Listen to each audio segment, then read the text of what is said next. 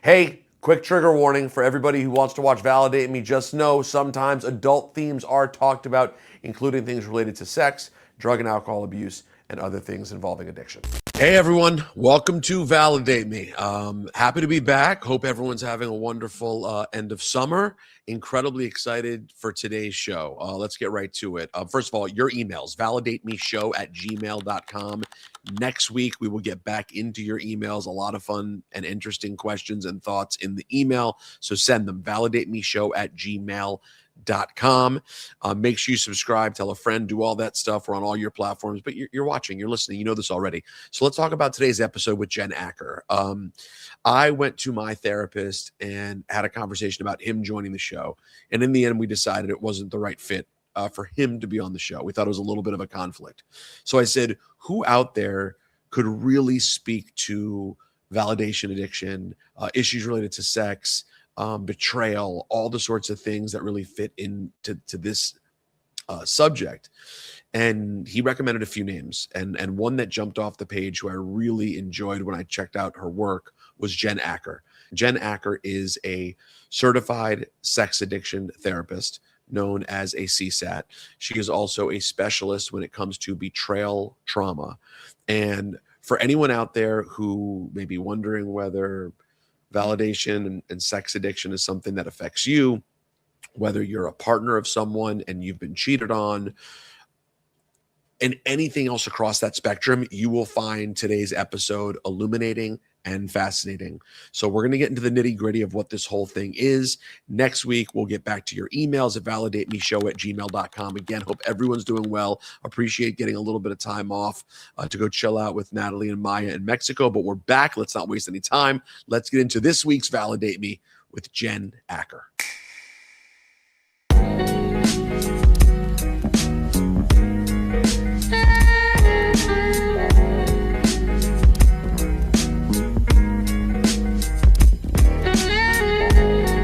Jen Acker, thank you so much for making time to join Validate Me. I really appreciate it. Thank you for having me.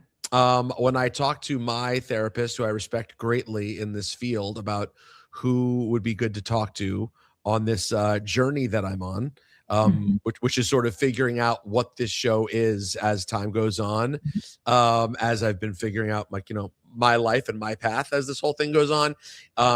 He recommended you very highly, and now I've looked into your work and listened to you do interviews, and I've really enjoyed you. And thank you for the work that you're doing, which obviously is more and more needed. When did you realize that this was going to be your calling, specifically helping people with sex addiction and betrayal trauma, etc.? Yeah, it's sort of been an evolution throughout time, that I don't think I ever personally chose it. It kind of just, one step led to another step to another. So I think the first time I ever even heard of sex addiction, sex, love, rock and roll addiction, was probably in about 2001 when I began working for a rehab and was introduced to it there. I'd never heard of it before, but something about it was very interesting to me. And I got to know people immediately who are very renowned in the field, like Patrick Carnes, Pia Melody. And it just kind of took me on a journey to learn more, become certified, spend a lot of time with Patrick Carnes, getting to know him very well, sitting on his board once upon a time.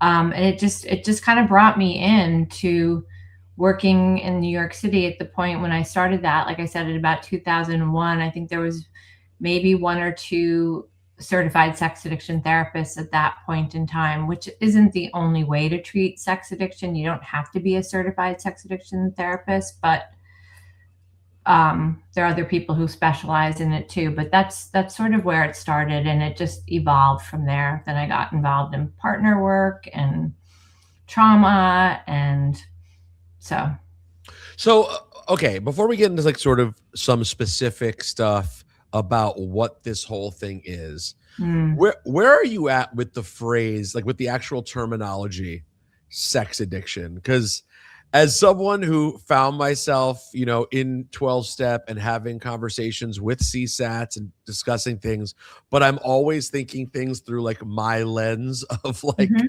Mhm. media and branding. I'm Yeah. like, I hate the branding of sex addiction. In some ways, I think it does a disservice to what like the Yeah. entire field is. How do Yeah. you feel about the names sex addiction, and what are your Yeah. thoughts? I mean, I really appreciate and respect the people who are adverse to it. It makes sense to me. CSAT, certified sex addiction therapist, it has it in it. They would have to change my credentials to take it out. But I tend to try to work with sexual compulsivity. you know a lot of times what we say is it's not even about sex. So to call it that is, we've evolved. And I think that problematic sexual behavior, sexual compulsivity disorder, there's a lot of different names, but I always say it doesn't really matter what you call it. You can call it Bob. It's how it's impacting you, and how it's interrupting your life, is that What do you what matters. what do you think of the phrase validation addiction, or in how it intersects with some of the things you just described? What do I think of the phrase? I think it's a very, very accurate phrase. And I've worked with a lot of validation experts. And, validation is very rarely about sex. They are separate. In fact, it might start out, well, it does start out as more of like an intrigue and a hit for something, for a hole inside, and a regulation, and what it is, validation. And sex might get involved in it, but sex is not the best part of the validation. The validation is the best part of the validation. Have you had any luck sort of, I know part of what you do is, really go back in people's, history and try to Mhm. figure out sort of the origin story, the really Mhm. early Mhm. moments in a person's life that can lead to these things. What have you been able to figure out, Mm. about it? Because looking at my own life, for example, where validation addiction is definitely the thing that I would say most accurately describes my Mhm. problems. In fact, it was never actually sex that made my life unmanageable. It was always things related to Right. validation Right. addiction that made my life unmanageable. But when I look back, at my own life, I've had a really hard time pinpointing exactly, where the line was sort of drawn. Have you found any consistent things among people from their childhood that may have led to this Yeah. obsession I with mean, validation? I think that the thing, first of all, to say is that it's such an insidious thing that it's hard to necessarily even consciously identify. Because, like, what, I'm just talking to somebody. What, we're just friends. What, we're just texting. There, that kind of frame of mind is hard to kind of nail it down. But what I would say is a broad stroke, or an overall understanding about it, is the concept of our first love being our primary caregiver, usually mom. And we are wired and attached before the age of 2 to know what love feels like, or what love doesn't feel like. And so, meaning, a young child really spends a lot of time knowing about who they are in the world, and if they matter or if they don't matter, by the reflection, staring back at them. And as we grow and evolve in this industry, we learn more and more about how important that is. But for a young child, say, whose mom is busy working hard, absolutely loves her child, but is preoccupied or has other things going on, isn't really thinking about, I'm growing a human being, I need to stare in their face and let them know that they matter and that they're here, and that I see them, and really growing their brain in that way, there can be a void. So it could be as simple as something like that, not an intentional, abuse or injury that happens in childhood. It could just be just not really being seen and really knowing, because we learn who we are. We learn that we matter based on reflection. And so if I'm not getting it from that really important wiring time, what happens to us is we start to look around like, do I matter? And when we get that smile, or, from a teacher, or, some kind of after school activity or whatever, we learn how good that feels. And when we get to experience that, we want more of that. It can happen for women as much as it happens to men. Can you say percentage wise what the breakdown is of people that you see in your world, men versus women? I'm so bad at anything to do with math. So percentage wise, I see in terms of like validation and compulsivity, it's predominantly men. So I would say in my practice, it's probably, I'd say 90% men and 5% women struggling with this. But the women, we're going to get into a whole nother category, because women have stuff too. And but if we're talking specifically about the compulsivity and the validation thing, I'd say it's 90% men that I work with. It's interesting, as you were talking, I realized that most of the times when I look back at myself at where the issues may have begun, I sort of look at the early days of me being interested in dating as like as a 14-year-old. And I always go back to the same story that I tell myself of, I liked girls in, 7th and 8th grade, and I was sort of always in like the friend zone. And, I know it sounds kind of silly. At the time, it seemed like this long period. In reality, it was like, a year and a half or whatever it was. Yeah.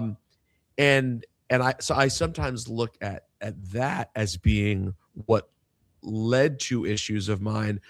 But just in listening to you talk, I wonder whether maybe it's more of a symptom. It was just an early symptom of what the thing was, as opposed to the catalyst. Yeah, there's a layering there, right? Because, pre-adolescence, adolescence is a real developing time in and of itself as well, where it's all about belonging and fitting in. And so if you're in a peer group where there's some that are getting and some that are not getting, of course, it's going to bring up feelings for you. And so that's why I say it's kind of like a broad stroke. But if you're asking me personally where I go to look, I'm going to go all the way back and start there. And then, when I'm working with people, I tend to look at their history as like a timeline. I start from like, let's go from conception to now, and look at the different, facts that are on it. Because it's not just one thing. It's an evolution of something. And, it certainly is something that will start out as more of an adaptive behavior, or just, again, trying to be a human being in this world and belong and feel like I matter and feel like I'm here, to I need this, or I'm going to go crazy, where it becomes maladaptive. How much worse is the popularity and importance of social media making this situation for people? Well, it's all about the likes, right? So I think it's horrendous, honestly. I think it's so bad. It really feeds that need for validation, and how many people like me or don't like me, and how I feel about myself. I've even gotten sucked into that at certain points, on the rare occasion that I might post, because I'm not a big poster. But like, oh wow, that many people liked me. Yeah. One of the things I chuckle about at times is I managed to do all kinds of acting out over the years. A lot of it online, activated, texting, stuff like that, but never. I'm slightly too old for dating apps. So I sometimes think about, if I had ended up in the dating app world,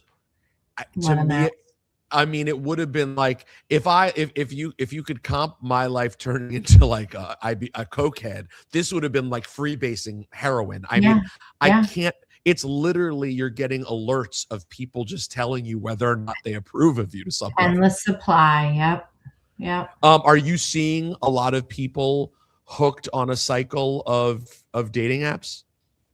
No, not so much. I find that, that again, the people that I see, if they are on the dating apps, how painful it is. It's not like uh, you know, often victorious for them. It's, if you're talking about females, a lot of dead ends to going nowhere because they're just like sort of what you were saying. There's a lot of people who just want to do the intrigue and the banter and the feed me for the moment that I'm there, and then as soon as I'm not there, I'm not there, and like, where did you go? But I would say, the majority of my clients are usually pretty solid in relationships when they're working with me. I don't have a lot of single clients at this stage in the game. Okay, so let's just start at like the fundamentals of this thing. Mhm.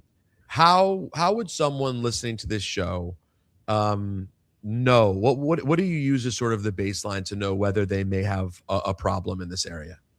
More of like sort of like natural consequences, like what's happening in their life. They don't come to me because things are good. They come to me because something's not working for them. And whatever they're coming to me for, I usually consider what I would call a secondary symptom. It's not the primary symptom.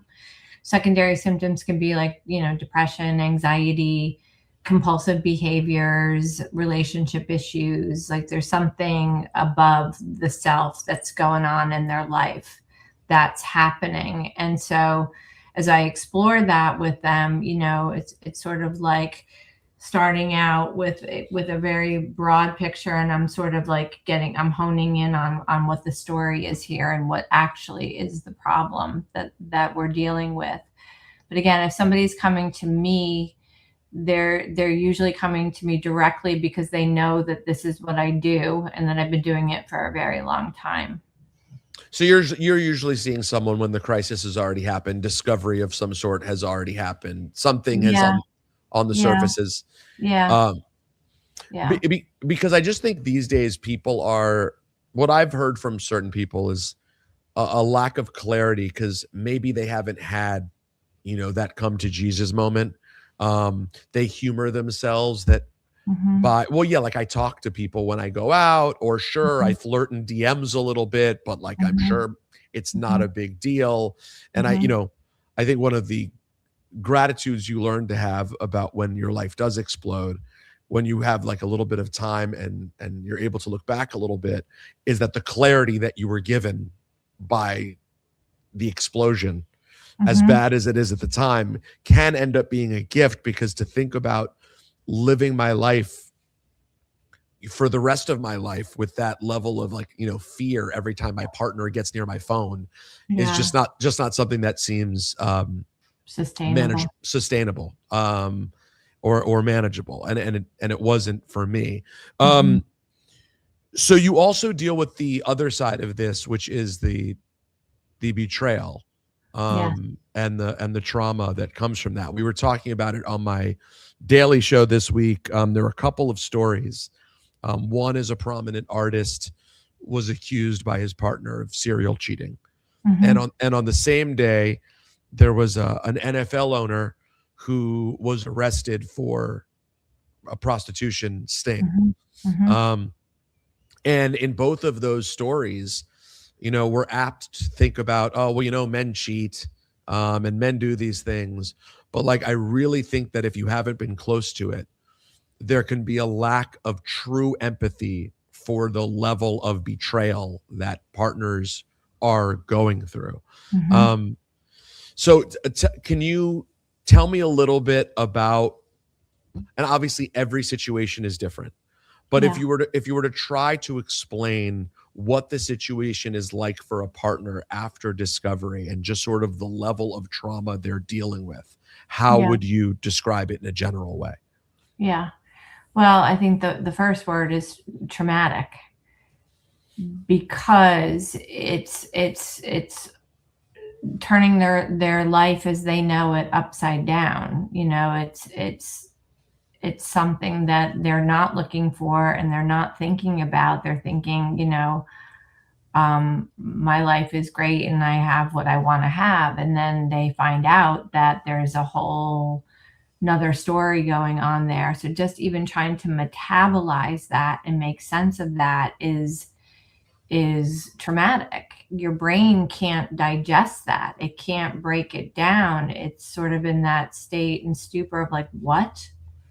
Wait, what? So it takes time to really process through that. And so it's sort of like, if you think about our brain, like the brain's not able to function. It's in a state of shock and disbelief, and I don't even know what's happening right now. It's so disorienting for them. Are you, as a therapist, I'm guessing that Mm-hmm. what happens at times is the phone rings. It Mm-hmm. is someone who is f- very upset. They were Mm-hmm. they were discovered by their partner. Mm-hmm. Their partner is losing their mind. Yeah.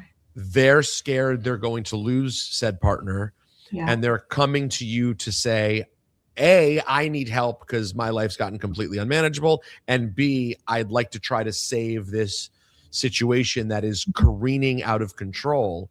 Mm-hmm. um One of the things that I remember was, and I don't reveal too much about my specific situation out of respect for my ex-wife, but one of the things that I remember was my therapist we were trying to make an effort for my ex-wife to talk to my therapist so we could Mm-hmm. get a conversation together. Mm-hmm. um that was unable to happen, which, maybe a big part of why I'm saying ex-wife. But um one of the challenges I imagine you face is that not only is this person who discovered their partner was living a double life, oftentimes, not only are they going through an extreme amount of trauma and pain, but they're also immediately feeling like they have to make massive life decisions. And so, like, they're sort of like, it must be for you challenging to try to corral things into like being sensible on some level, and helping someone get through this when they're completely in just a crazed state of mind. Yeah. Yeah. I mean, it's a painful place that I've had a lot of experience with. And I think, if it's the betrayer who's reaching out to me, I'm going to address it in a very different way if it's the betrayed who's reaching out to me, because I get reached out to both, by both in different situations. And so And do you often deal with both in the same situation where you're talking to both? if I'm doing their couples work, I do. Got it. Got it. Or if I'm dealing with the betrayer, I will often invite the partner to come in because I really want to hear them and understand them as well, and have them know the person who's working with their partner. Right. But with the person who's doing, again, that kind of scene that you just laid out there of like, oh my God, I was just found out, like help, kind of thing. It's a crisis situation, and that's not really where you're going to know what's going to happen in a crisis. Like, we'll do anything, we'll say anything when the house is on fire, right? But when the fire dies down and it's under control, things start to shift and look a little bit different, because like, phew, okay, the fire's out. Do I really have to change? Do I really have to do anything else? She's not mad anymore. She's not yelling at me anymore. I say she, it could be he. But my big line with the betrayer in those situations is, look, the only way this can really work is if you want this to work, meaning you want to change this about yourself. And if you're kind of like, well, I'm here because she wants me to be here and she says I have to be here, it's not going to work. You have to be there because you want to be there and you want to change something about yourself. So I really will suss that out too and give permission. Like, it's okay to say, like, I'm 80% in, or I'm not, so, okay. So if you're 80% here, what's the other 20 look like? What's still there for you? So I really want to address that sort of head on. And with her, I would be saying sort of a similar thing, is like, he's got to do this because he wants to do this, not because he's afraid of losing you, not because you have family and, a life and a house and all of these things. He's got to want to do this. That's the only way it's going to work. When someone is discovered, often the partner who was betrayed will immediately say, "Tell me everything. I need to know right now." Yeah. And if the betrayer wants to save their marriage and is hoping for let's say they have the best of intentions at that point, not just to remedy getting out of trouble, but really is hoping this is the beginning of working on these problems, they can feel really obligated to just do whatever the spouse demands. Yes. What would you recommend? Like, I'm sure in some situations the partner has already revealed a lot, and sometimes maybe they haven't. What do you advise people in those early stages when they've been maybe partially discovered, but not everything is out yet? Yeah, it's such a painful place to be. And of course, you understand that need to know everything, because I need to know what I'm dealing with. I'm trying to find safety. I'm trying to find some sort of like this new reality that I'm living in. And I got a million questions I want to ask you. And they happen at all times of day. They happen in the middle of the night. Wake up. I'm having some questions to ask you, kind of thing. The problem with it, sort of like we were saying earlier, is for the betrayer. They don't even know themselves at that initial discovery time. They don't even know what they're dealing with. So how am I going to possibly be able to tell you everything and explain everything to you when I can't even answer it myself? And so, with the partners, the betrayed partners, I really validate and affirm and say, we're going to do that. We're going to get that for you. If you're going to be poking and asking every day, it's going to sort of be like the death by 1,000 cuts sort of thing. You're going to just be living in reactivation, and your whole being and nervous system isn't going to settle down. So we have a process. We have a way of going about this. It's called disclosure. And it's a hard thing to have to sit and wait for, but there's a reason why we do that, because we want to get you all of this information so that and again, give your brain some time to kind of calm down, get you support, get you in your own network with other betrayed partners, and, ideally a therapist who also understands all the minutia that goes into betrayal trauma.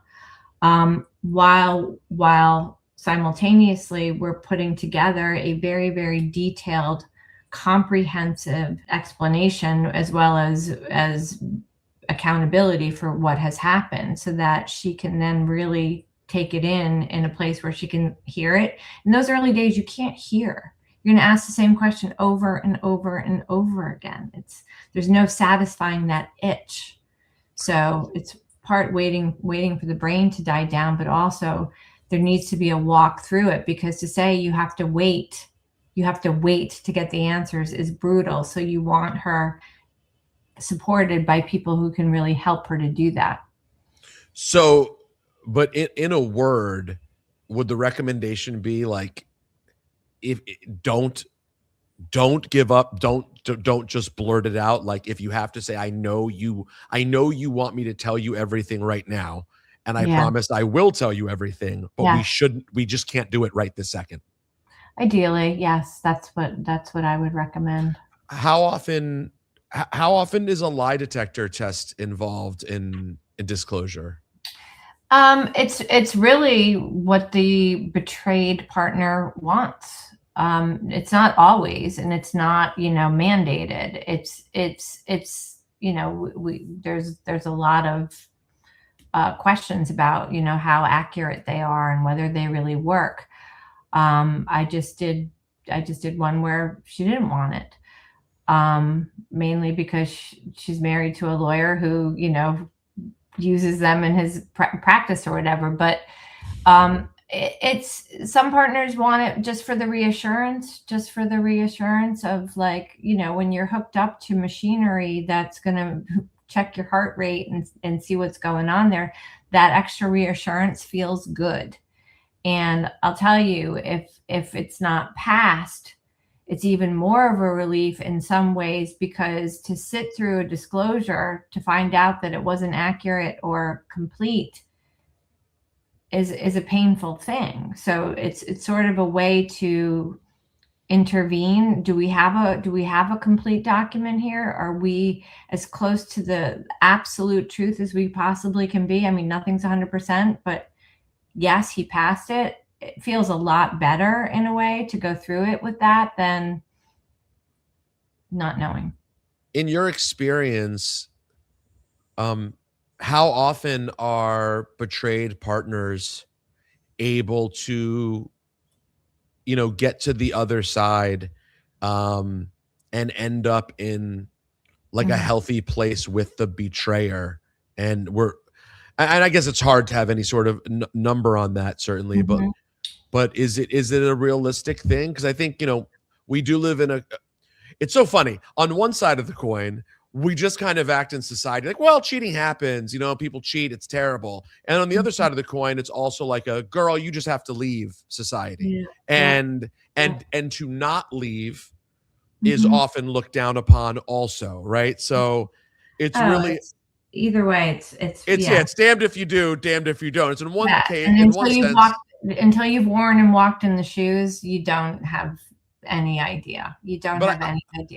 But I heard you mention this on the interview I heard you doing, and I also remember my therapist talking about this, which is, you're going the cheated on partner is going to have major issues and trust problems either way.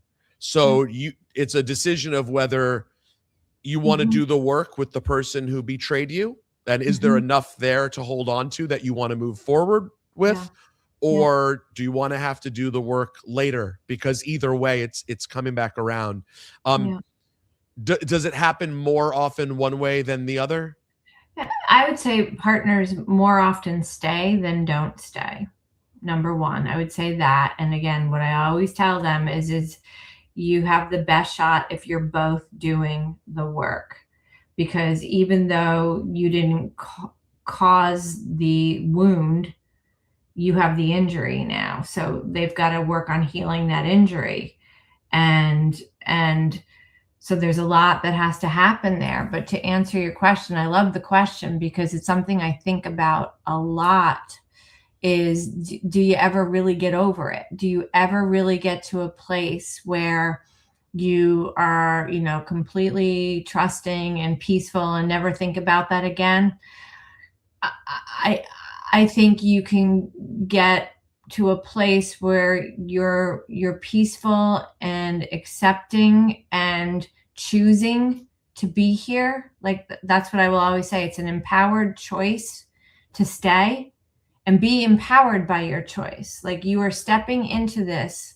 No one's making you do it. So be empowered by that and the work that has to go with that.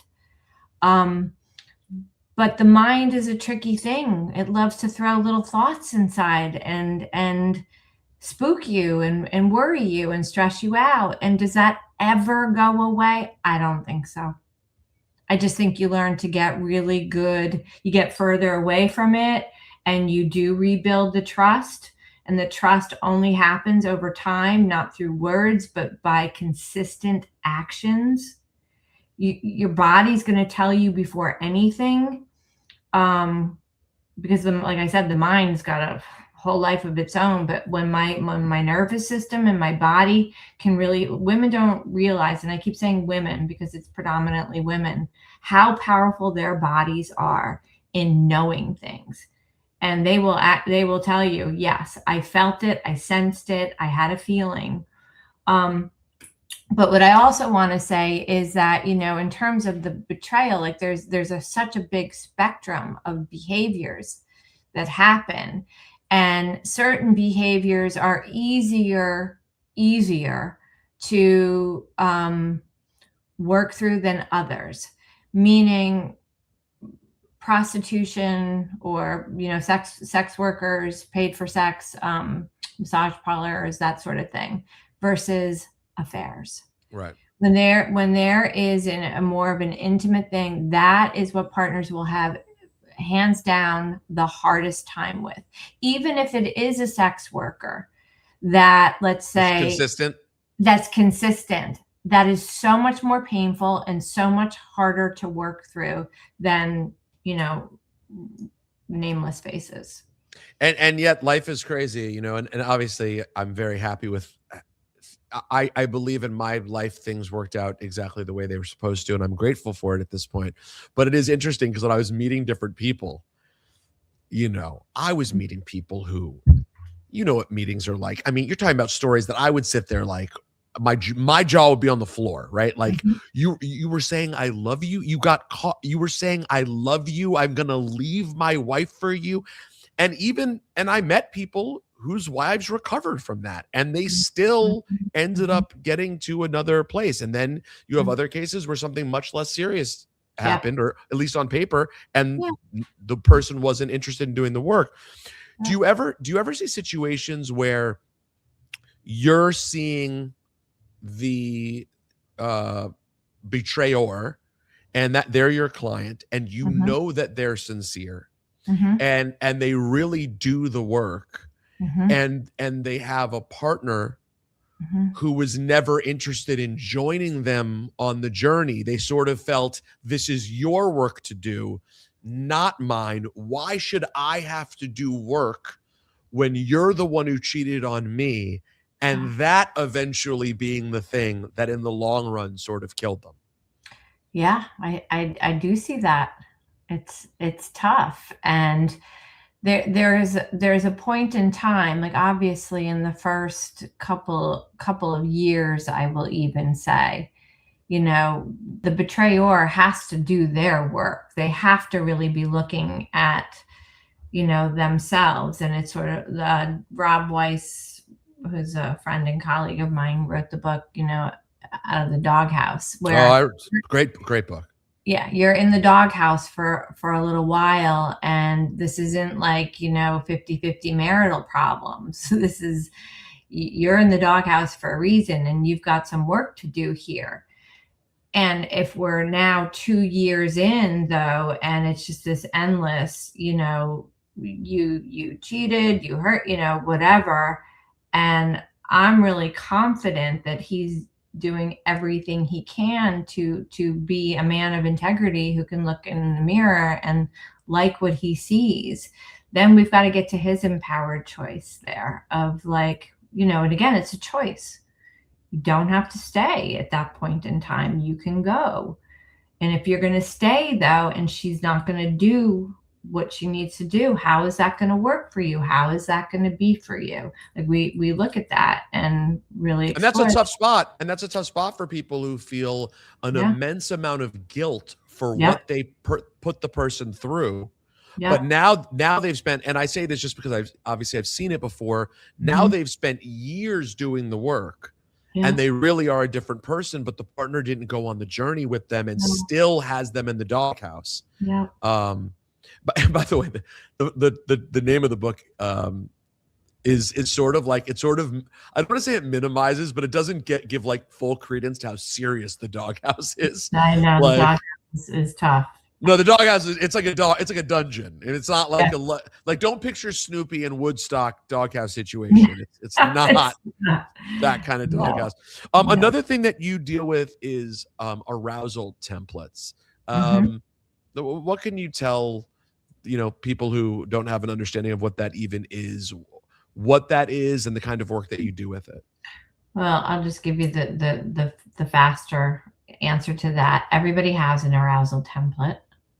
Everybody does, and it's basically what turns you on, what is titillating or exciting for you. And they develop very early on, like reading a magazine, seeing something on a movie, something that just creates that excitement inside of you. It gets wired into your brain as well, that becomes part of your turn on. And so when you say you work with people on that, Hmm. is because obviously in talking about those templates, that can also be where unhealthy things come to be. And people, I was sort of trying to explain this on my radio show yesterday because I'm clearly no expert, but I'm closer to this than some are. And so like my co-host was kind of Hmm. saying like, why would the owner of the 49ers be at $140 prostitute at a trailer park in East Palestine, Ohio? Like, why Hmm. does it make sense? He could do the most discreet things. Hmm. He could, and I was sort of like, well, that's part of it. Like, this isn't. It wasn't like he was so desperate that he landed there. This is obviously kind of what's built in there for Yeah. whatever I reason. mean, there could be a lot of different reasons. That might not necessarily be his arousal template, other than his need, to scratch that itch. Because again, the way compulsive behavior is it's once you start thinking, the first thought about it is where it starts. It's not when you actually do the act. It's just like when I have the thought of like, maybe I'll go see. You're already getting the adrenaline and the butterflies and the salivatory glands start working just by just a thought there of doing that. So that, I can't necessarily say that was his arousal template that Sure. led him there. And this is where we get into like fetishes and things like that, why BDSM, why, again, what's the difference between, a negative behavior or a healthy behavior, right? So really, when I'm looking at it, it's about, sex and love and those kinds of interactions are meant to feel esteemable, positive, and good. It's a birthright to be a sexual human being, right? But if your sexuality is causing you a lot of pain and suffering in it, we've got to think about that. And so, in the moving from, let's say, unhealthy arousal template behaviors, which again, they can get wired in there for a host of different reasons, from abuse, overt, covert things. You hear all the time things that I witnessed and saw that I shouldn't have witnessed or seen. That's kind of what I think about to get turned on. Or, a lot of drug addicts, especially in like the crystal meth world, involves a lot of sexual acting out behavior. So then, using meth becomes part of the arousal, and just even thinking about using meth becomes a part of the arousal. So with something like that, we have to either contaminate it and really kind of see it for what it is. But again, it's wired into the mind. So we have to do a lot of rewiring, and rewiring only can happen through the repetition of where you want to go to the esteemable place. I mean, just totally stepping it outside of it. For partners who've been betrayed, they will sometimes actually take on some of the betrayer's acts and behaviors and integrate that into their mind and use that for arousal, because it becomes this trauma reenactment sort of thing that is in a way creating a power and a safety over them. If I'm thinking about it, if I'm looking at that, I somehow am gaining control over that. That's something we have to work really hard on with partners, to not pull that information into their brains. Meaning that the betrayed partner would find themselves being aroused by the Thinking idea. about their partner acting out. Yes. Wow. Yes. That Yeah. that's a somewhat regular thing that can happen. It's not regular, but it absolutely happens. And so again, I will always, because it's a shameful thing to be like, and I can't believe I'm doing this. So I will always bring it right out there to them and ask them about it. And yeah, they'll often say, yes, I do think about that. So on the arousal template thing, how do you have specific methods that you go about in terms of like this rewiring of sorts? Well, the main one is to kind of draw back to the source of that, where that originated, how that originated. And so, you know, when you can kind of see it and know it from like, oh, that got installed. And sometimes you don't know. Sometimes you don't know. I use a lot of hypnotherapy in my work because hypnotherapy does a lot of unlocking the subconscious memory, kind of like EMDR, but it's a little bit of a different strategy. So a lot of times I'll find out the information that way of doing some hypnotherapy around it to see where that all kind of originated and began. So when we can kind of see it and say it was something, you know, very unpleasant in childhood, to really connect with that child part and that experience and how that all started, and how do you feel about how, you know, that you're kind of like perpetuating this harm of that child. You know, when you can kind of see it and know it in that way, it's like, oh my God, I don't want to do that to myself. It's a very powerful way to look at it. Wow. But that's not always the case, you know. But that's probably the main way I would go about it. The other thing I would say is really looking at the how it makes you feel, because if it makes you feel the shame and the pain and the suffering, that's not love. That is not loving yourself. That is not esteeming yourself. That is not, you know, connecting to yourself in any way. It's, again, it's kind of like being abusive to yourself and re-traumatizing. And as we heal from this, we are moving into healthy sexuality, healthy intimacy with ourselves. So really kind of making that a much bigger picture and seeing where they're in alignment, you know, because the repetition thing is, the more it is loving and esteemable, that's going to start to wire in the brain, just as the original arousal template wired into the brain. Wow. You know what? I'm going to go out here on a limb and say it. I think you should do this professionally. This is a career path for you. Really? Okay. Yep. I think you should I'll take that under advisement. Take it under advisement. Take on some clients. I think you're going to do a fantastic job. I don't know. Jen, thank you for making time and shedding some light on this. I hope I could call you again down the line as we try to navigate these waters. But I thought this was an important opportunity for people to sort of get a little bit more of an understanding of what the broader conversation is around these things. So really appreciate you making time to do this. I'm very happy to do it. Thank you. Thanks, Jen.